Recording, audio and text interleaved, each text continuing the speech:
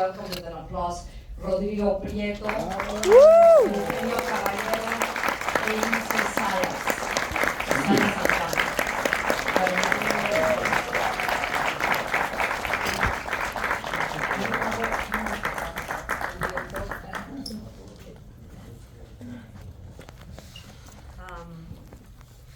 Do you want to say a few words before, or should we just jump right into it? Well, first, simply just to say thank you all. We're going to do this in English, but really appreciate you coming over here and watching this film. Well, let's see about the mechanics of asking. Should you raise the hand? Is there going to be a microphone? Or how should we do it? Why don't we start with just you guys, and then if people have questions. Okay. Oh, perfect. I have so many questions. Well, the first one, of course, is start from the beginning. Why Pedro Páramo, and why not? Yeah, well, in my particular case, I was invited to do this movie, so it kind of fell on my lap. That was a lucky thing. Stacy Persky, producer, who's here along with Rafael.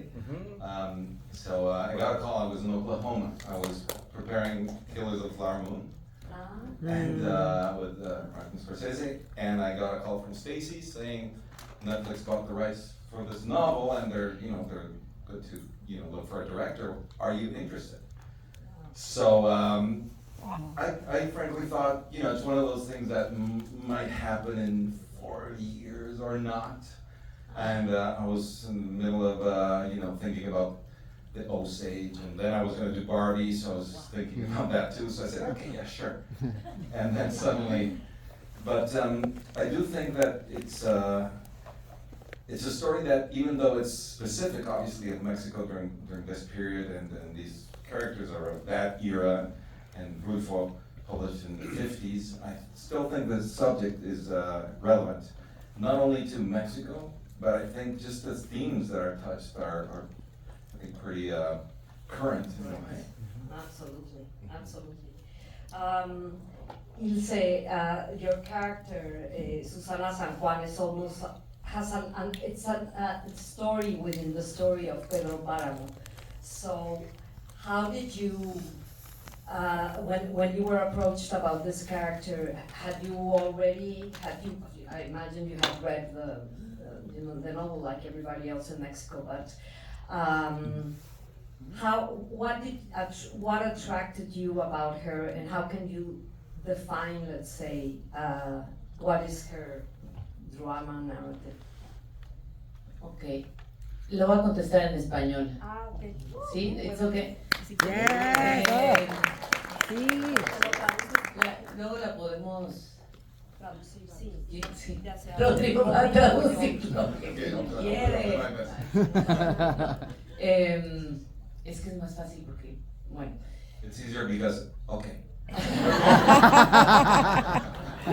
Había leído la novela. Yo creo que antes era obligatorio, no me acuerdo si en secundaria o en prepa. ¿Secundaria? Secundaria. Ajá. Y tristemente ahora ya no es, bueno, no sé si tristemente, pero la verdad es que ahora que pienso, yo no le entendí en su momento a la novela y recordaba a Susana San Juan como la mujer que amaba a Pedro Páramo. Entonces, una vez más, pensando siempre en función al hombre, ¿no? El personaje femenino en función al hombre. Cuando la releí, 20 y tantos años después, se convirtió en un, como dices tú, en un universo en sí mismo y tenía su propia historia. Y lo que me pasó es que me conmovió muchísimo el estado en el que describe Rulfo, en el que está Susana San Juan, y me llenó de furia, honestamente, porque pues sí, pensaba, y lo hablábamos Rodrigo y yo, no es lo mismo hacer a Susana San Juan en los 50s, quizás donde no había una conciencia de género como la tenemos ahora, que hacerla en el 2023 con todo este nuevo feminismo. Entonces, para mí era inevitable sentir la furia de lo que significaba Susana San Juan como símbolo, ¿no? Una mujer cosificada, una mujer utilizada, violentada, abusada, como pues yo creo que todas las de Comala. Sí. I'll try. Sorry. You'll have to help me. Okay. So, I read the novel, like it used to be obligatory in junior high in Mexico, and I read it then. And the character Susana San Juan, I read it as a woman who loved Pedro Páramo, the woman who loved Pedro Páramo. So as usual, the woman in relation to the story of the man. And it was only after 20 some years that I reread it that I discovered the universe, her universe, and then my reaction was very different. It was one of fury, and seeing this character. Oh, thank you. From the perspective of now that we have a conscience. I don't know if I'm saying this right, of gender issues from a whole different perspective. That's what gave me the fury and the abuse and the abuse and the way all women actually in the novel are being treated like a piece of meat. As yes, Pedro Páramo objectified, exactly. So very different from how it was in the 50s, that perhaps if you read it then you wouldn't think much about it, but of course reading it now and doing this in 2023 after all that we know now and how conscious we are about all the gender issues and the way that women have been treated through the ages, her reaction was unavoidable, to be really furious about it. much better than that. No, well, sí, y bueno, ya rápidamente nada más se convirtió en pláticas, recuerdo como muy, con mucho cariño, conversaciones que tuve con Rodrigo acerca de qué es lo que tenía Susana, o sea, estaba enferma, es una patología, qué podía hacer, porque nada te lo revela Rulfo, que eso es lo maravilloso, ¿no? Hay millones de universos que pueden existir, cualquiera que lo lea, incluso que vea la película. Entonces estábamos buscando cuándo está en la Tierra, cuándo está en su universo, todas esas preguntas nos hacíamos. ¿Existió realmente el marido del que hablan? Esos recuerdos en el mar, ¿es Florencio? ¿Es su imaginación? Y bueno, son todos esos tratos que hacemos entre directores, actrices, y que luego ya simplemente lo que ustedes ven, pues es lo que ustedes ven. Okay. Ilse says that, well, she just wants to say quickly that she had a lot of conversations with Rodrigo about what could be wrong with Susana San Juan, because of course Rulfo doesn't say it in the novel. You don't really know what's going on. You know there's something physical, mental, but also physical, and he never really says what. So Ilse and Rodrigo talked a lot about what could it be that was wrong with her. And they talked about, the way when she was,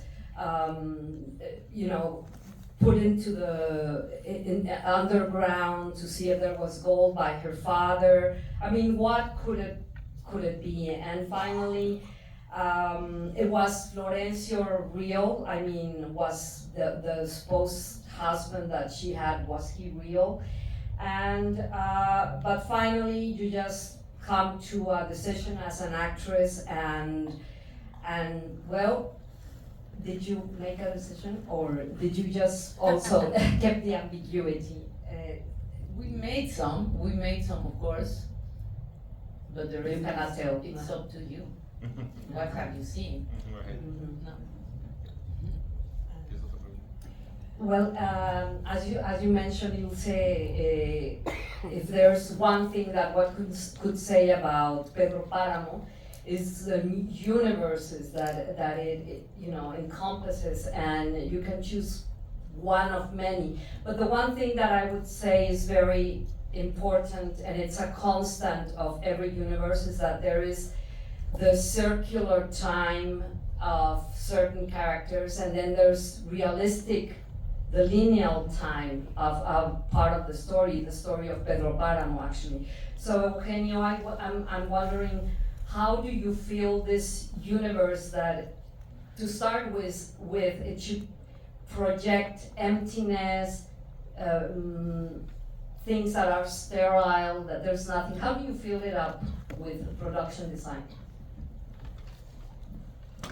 So, there's a million of Comalas. Everyone has it on its head. Me, I've read the novel throughout my life, many times, and each one is a different Comala in a certain way.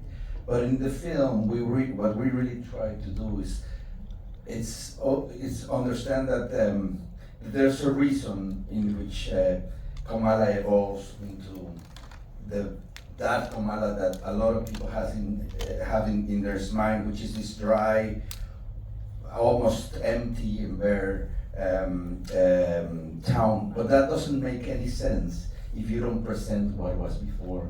And I think that was it's very important. So, because at the end, Comala empty out because of a decision of a man. So that embodies many things. That embodies the power and that a man could have that actually can erase the town, from the earth, or take out all life and fill it with souls, with floating souls. So one thing that it was very important for us is to understand that this Comala had to have, it has to evolve narratively with what happened with Pedro Páramo too. Like it started with a town that it's like a normal town. Then it has a lushy part when Pedro Páramo start to be the big cacique, the big landowner, and then how, because of pure hate, let's say, or pure frustration and resentment, that's a perfect word, he decided that this town should die, that he will sit down and let Comala die. So that last part that everybody has in their mind, for me, and what we discussed with my co-production designer, Carlos, is that it will make a lot of, we have to make a big accent on what was before. And then the other marvelous thing is that the novel is very short. There are not a lot of pages, and he used a very, I would say, brief language, or very few words. But in each phrase, there's a description of everything in the novel. A description of political context, social context, things that are obviously related to our own story. It's a mirror of our own story as a country, but also describes atmosphere, describes colors, textures, sound, landscape. All of that is there. It's just that the plot is so interesting sometimes that you just go and the beautiful words are there, so you get really distracted in that sense. Also because of this idea of basically mixing the different periods. But it all makes sense when you start kind of breaking down what happened with this character, or with these characters, not just Pedro Páramo, all of them, and understand what is the art of that, and that try to reflect it and we try to reflect it in the visual.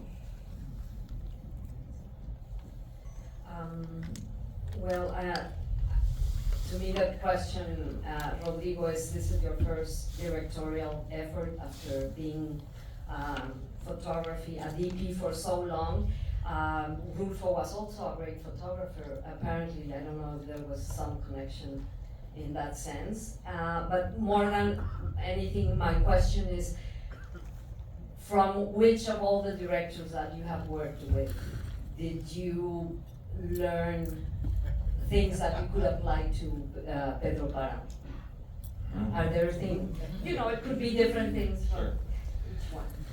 Well, indeed, I think maybe the fact that Rulfo was a photographer may have influenced in the decision of the producers and Netflix of asking a cinematographer to direct it. I don't know. And indeed, his language, as we were saying, is very visual, but also lots of sound. But and he was a photographer. He traveled Mexico taking beautiful, amazing photos, and we did use it as a big reference. His photos were in our lookbook, and just like Manuel García Rulfo, Flor, we had many photographers, and Nico Aguilar back there. He was my co-cinematographer. So we traveled together. So we shared that part of it, and because I always wanted to do the cinematography of Pedro Páramo if it was ever made into a movie. But now I was offered to direct it, so what do I do? It's too much, so that's why I brought Nico to do it together. But to your question of directors, I think that I'm sure that they were all present in the sense that it's just natural. Unconscious. Yeah, because I've as a cinematographer, I really strive to absorb what the directors are trying to do. And then it's my job to bring that vision to the screen as to translate their exactly. vision. Yes, that's exactly right. So now, I was designing the shots and inventing how to tell the story, literally translate the words into visuals, and then, later also using sound and music and all these elements that are now at my disposal, and amazing actors, and, now I have a bigger playing field and more toys, and more playmates. So, yes, and in fact, I showed the film in the editing process to Scorsese, for example, and to Alejandro González Iñárritu, Rodrigo Garcia as well, director we both worked with, and Greta Gerwig, and several directors like that, to get some input, and it was truly interesting to hear what they had to say. But Scorsese in particular, I asked him if he noticed that there were some shots that were inspired on him, and homages, yes. And he said, no, I didn't see it. No? What about this shot and that shot? Anyway, I don't know. But yeah. So, yes, unconscious. Was it, one last question, because I see there are some hands being raised, but was it easy for you to give up the DP job to Nico? I mean, did you have to hold yourself back? No, I didn't give up the job. Trust it.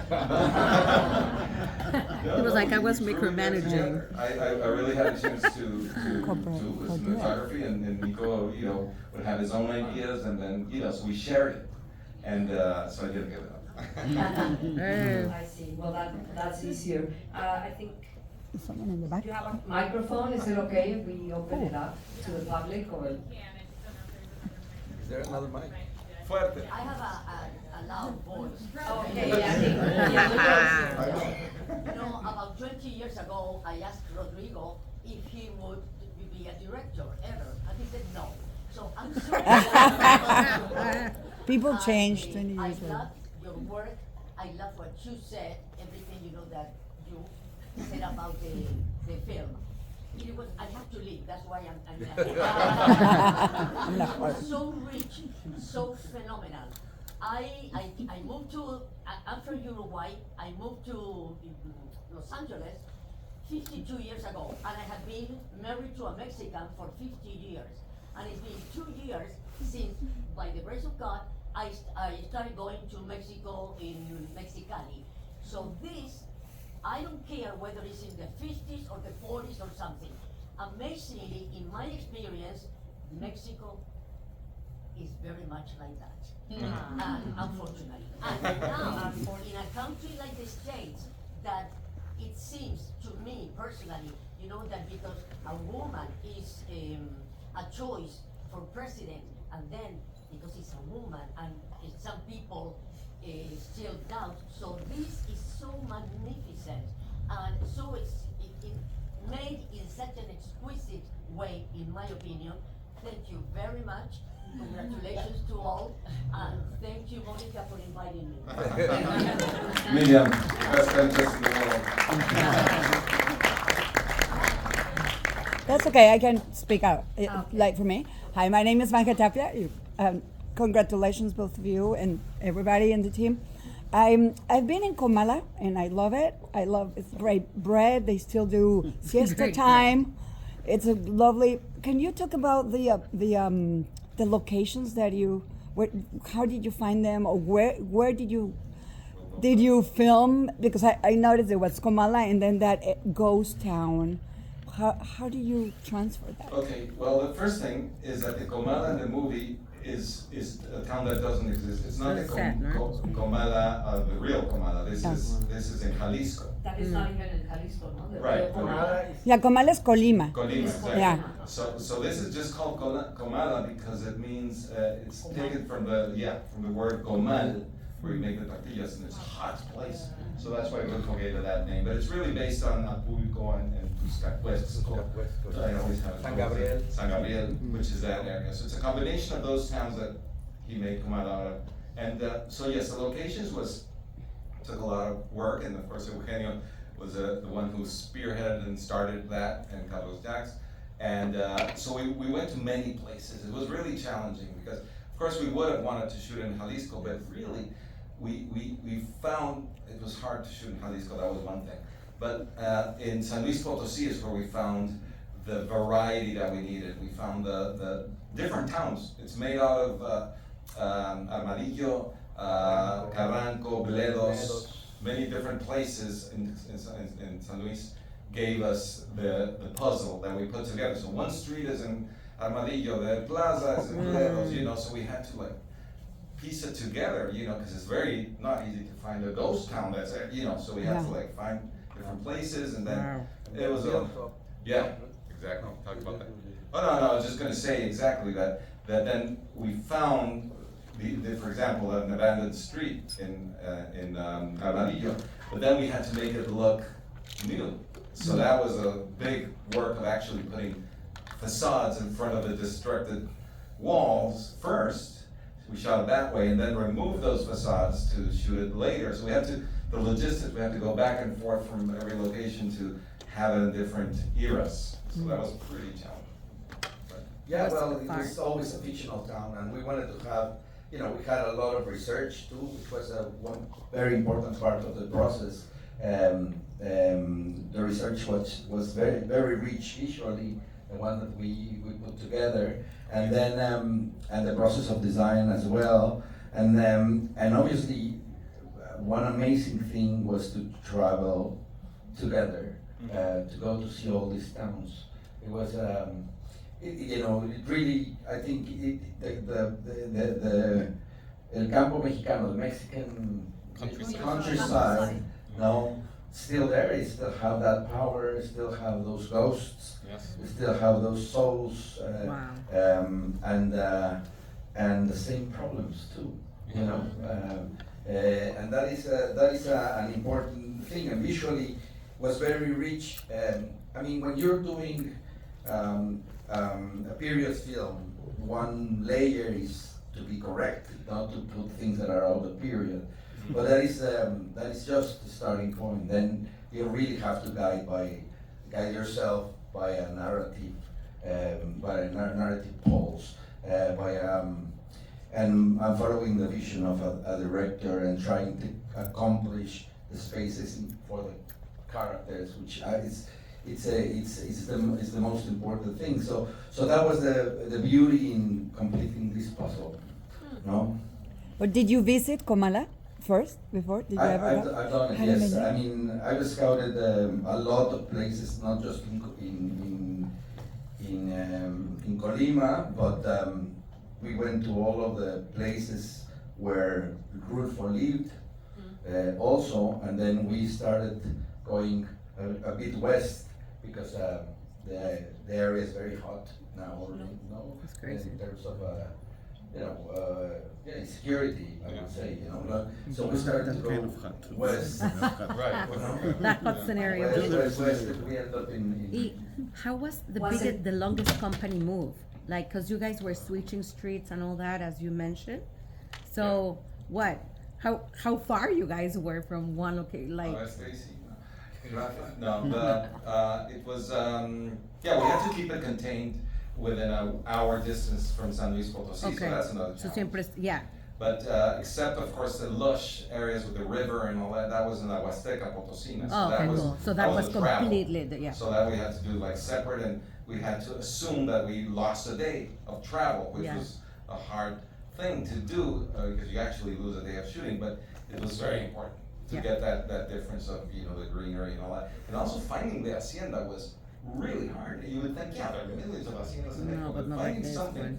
that has that esplanade where you see Susana's bed leaving and arriving, and Abundio coming at the end, they had very specific, it's not easy to find. No, those we end places. up building part. We end up building a big No, chunk. part of that, and some other things, we built it in soundstage too, in Los Estudios Churubusco. Oh, wow. No, like Like my house. like your My- house, like sí, your, Mi cuarto, mi bedroom. Sí, que hay interiores en los estudios Churubusco, que también es bien bonito filmar ahí. it's amazing, Es- yes. Pure no history. sé, se siente uno parte de la historia del cine Pura historia, nacional. pura historia. Y nada, iba a decir que Comala de Colima es como el Toluca de acá, ¿no? Aquí hay un Toluca o algo vi que... Toluca Lake. Toluca Lake. No, but Not so- not the same, but yeah. Toluca Lake. And there is also a Comala en Oye, Jalisco. There is yo no sé Comala en cuánta Jalisco gente va a and Comala. preguntar, pero I'm Nada más very levanten la curious mano. about something. Okay, let me just translate what Ilse said. She said that there were also a lot of interiors that were filmed in Estudios Churubusco in Mexico City, and of course, that's part of cinema's history, the studios, and for her it was very important to feel that by being there she was also like continuing this great history of cinema that has been shot in Los Estudios Churubusco. But the other thing, she said that it was her room specifically what was filmed in Churubusco. And finally, No, Toluca is not exactly. Toluca Lake. Okay, so your very Yeah, important question. just like I'm very curious because now that we're talking about Comala and the distance and how you guys lose several days and the research, right? So how long it took? 3 years, 2 years? Not all of it, but Yeah. all the creative process, scouting the things You filming In it? fact, until you film, like, yeah, in Probably fact, if you- For the Eugenio final was cut. involved even before I was. So, he was on it. I mean, in fact, there was gonna be another version of the film years past, like 15 years, 2008. 2008. Who was supposed to direct it? Mateo Gil, who's Ah, a who's a screenwriter. screenwriter. Yeah, so he was gonna direct it, and maybe I was gonna shoot it, maybe. Yes, yeah, that was the idea, yes. He was the wish Our list. hope, we were like that. Yeah. Rodrigo In So the I wish read the list. script back then, and that movie didn't happen, obviously, and I was like disappointed because I would have wanted to shoot it. But then when this whole process started, that script existed, and so so we were like, okay, let's reread it, and okay, this is good. And then the process was for me to make it mine, and to take out things that I didn't find important to me and put in things that were more important to me, things like that. So, but it took how long? I mean, I don't know. so you got it in your hands in 20. 20 what? Monica will know my wife. 21. 22? 2022. 21. Sorry, we lost track. Yeah, we lose track of Yeah, prepping Killers of the Flower Moon. Yeah. Because of Flower Moon, wow. So, Rodrigo, will you give us a glimpse of give us a glimpse of being on set, your day, how it started as a director and then prepared as a DP, make it all together, how was it? like the day of shooting. Yeah, shooting, yeah. Okay. So, of course, in pre-production, I did intense preparation in every sense, including rehearsing with the actors, but also shot listing. So I had already shot-listed the whole movie in my head. I knew how it was going to be edited, and well, I thought, and you know, so I had this design already in place because I knew once you get to set, that's it. That's your only chance. You have those, you know, 11 hours, and that's it. You can't shoot that scene anymore. It's gone. That's your only opportunity. Mm-hmm. So you have to be very ready. Is what my feeling was. So it was very interesting to me because I was obviously thinking about the lighting and the camera work and all that, but I knew that what was important right there was the space for the actors. That was the main thing, to let them feel that there's not all this pressure that I was under, I think. Oh, that's You know, so I had to, you know, act a little bit. I had to, you know, be an actor myself and be like, okay, let's talk about this. Sure, what do you have in your mind? You know, and you know, find the scene, because the most important thing is an emotional connection for the audience, and the only way that happens is if the actors are emotionally connected. So that's a very interesting point. I wonder, how does the environment, affect your acting? Does it always happen, or is with a film like Pedro Páramo more acute? No, no pasa siempre. Y sí, Rodrigo fue muy cuidadoso y lo hablábamos cuando chismeábamos de ti. Decíamos eso, ¿no? Como es muy importante el cuidado a los actores porque hay un estado de gracia en el que entras, que es ahí en vivo y lo cachas o no lo cachas. Por más que te prepares, por mucho que hagas investigación o te imagines cosas, pasa o no pasa in situ. Entonces procurar este espacio sí que es importante. Entonces era efectivamente una cosa muy respetuosa y además todos estábamos tan ilusionados con lo que íbamos a hacer que ya estábamos un poco, bueno, estábamos muy dispuestos, se nos dio ese espacio y esa calma y esa serenidad que tiene Rodrigo, aparentemente, yo no sé, no, ni nos dirá, pero bueno, aparenta eso y lo contagia. Y también ahí, no porque esté Eugenio aquí, pero ciertamente el espacio, cuando tú miras, o sea, en mi caso, tu recámara y cada mueble y cada detalle de las cosas que tienes en el buró, como Susana San Juan, y todo pertenece a la época y todo está tan bien cuidado, o sea, son elementos que te hacen entrar muy de golpe. Entonces, estaba todo tan cuidado. Yo siempre digo que mis sábanas tenían las iniciales de Susana San Juan. Y cuando yo vi eso y me estaba muriendo, pues sí, se me fueron las cabras al monte y pues sí, los anzones eran... How do you translate se me fueron las cabras al monte? I would love to see that. No, besides you're a classical actress too in theater, no? Medea, and so you're used to having to, like wear these characters and getting to character for the archetypical character, no? Bueno, en fin. I was asking Ilse about how does it, I guess I did say that in English, yes. So, she said, right, it does affect your acting a lot. I mean, the environment, and it doesn't happen every time. It doesn't happen like this in every movie. But we spoke a lot about behind, gossiping, yes. Behind Rodrigo's back, with the other actors, the other talent, about how this respect and the way that our characters and our process was respected, how it helped us. And anyway, we were all so excited to be a part of this project, and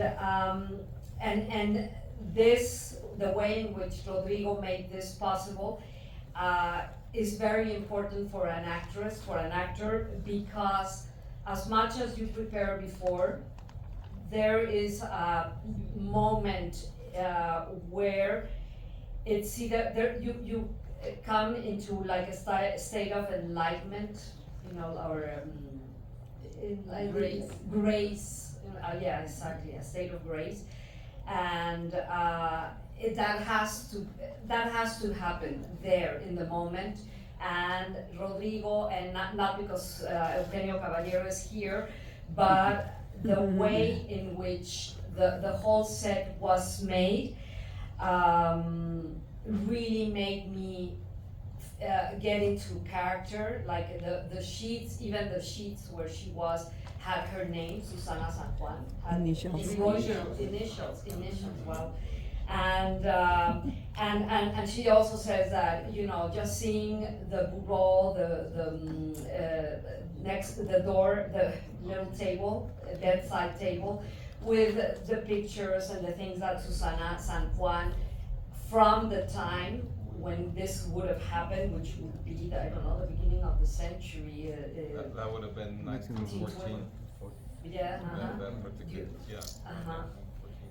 So of course it was unavoidable. I mean, it helped very much my process of acting. And she also says that Rodrigo's apparent calm and serenity exactly was also very, very helpful. So we have time for just 2 more questions, and then we're gonna have to wrap it up. So please. So actually, I just wanted to comment and say that yo soy mexicana, soy de GuadaLAjara, and I am very excited to see this caliber of film made by a bunch of Latin people and Mexican people. It makes me so proud, because I feel like, so many years ago, we've had it tough, as filmmakers, we've had it tough, and obviously something of this magnitude in collaboration, it's beautiful to see, and it just makes me excited about people like me who are trying to, work in the industry. And it looks beautiful. Thank you more than anything. And I'm just excited. And Rodrigo, I wanted to say thank you for the Rosa Mexicana and Barbie. That was stellar. And congratulations to you for the really tough scenes that you had to do. I know that's not easy, and again, I know it's not easy to do special effects, period piece, multiple locations. That is just chaos. So, congratulations. Thank you for your work. Thank you very much.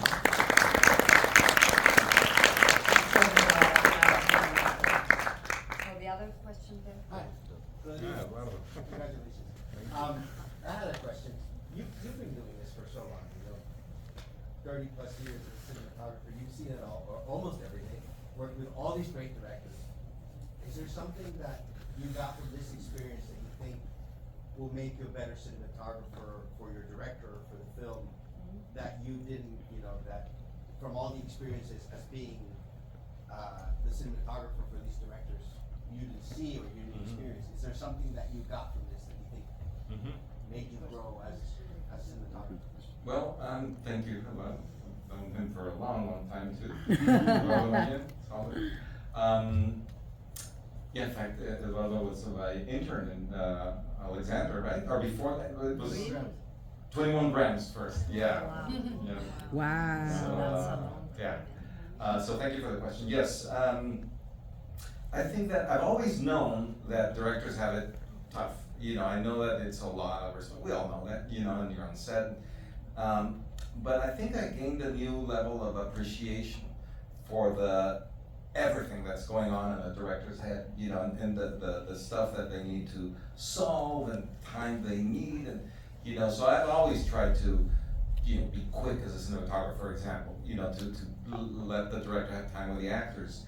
But I don't know, I think that I find a new eagerness to help them, to help the directors in any way I can. Sometimes that doesn't mean taking over stuff and doing things. Sometimes it really means just letting them, giving the space and giving them space to decide, and let them figure it out. Or other times they're lost and they need a suggestion. But I found that most of the time, I personally, as a director, needed to think. I needed the moment, which is rare, you never have it, right? But it's precious when someone kind of gives you that silence, you know, and gives you a moment to make decisions. Amazing. Eugenio, do you want to say it? No. Well, would it be easy to give up again the, you know, the director's seat to go back to your DP? Yeah. Yeah? Yeah. Take me back. I still love More relaxed, shooting. yeah. I love it, and but I really enjoy directing. So hopefully I'm not typecast and I can do both. That's what I Thank you very much. It was great, and well, I don't know. I guess we can. I think we need to leave the theater. But, We hope this movie it goes was to great. theaters, man. The movie has to be in theaters. Yeah. So your It job is, can it has be been, appreciated. No, in Mexico. It's in Mexico. It's Well, it should be in theaters everywhere more. Since October 24th. Here it's gonna be at least in one cinema. Cool. In the Pacific Palace. Should be in cinemas. Oh, really? Great job, guys. Okay. Congrats.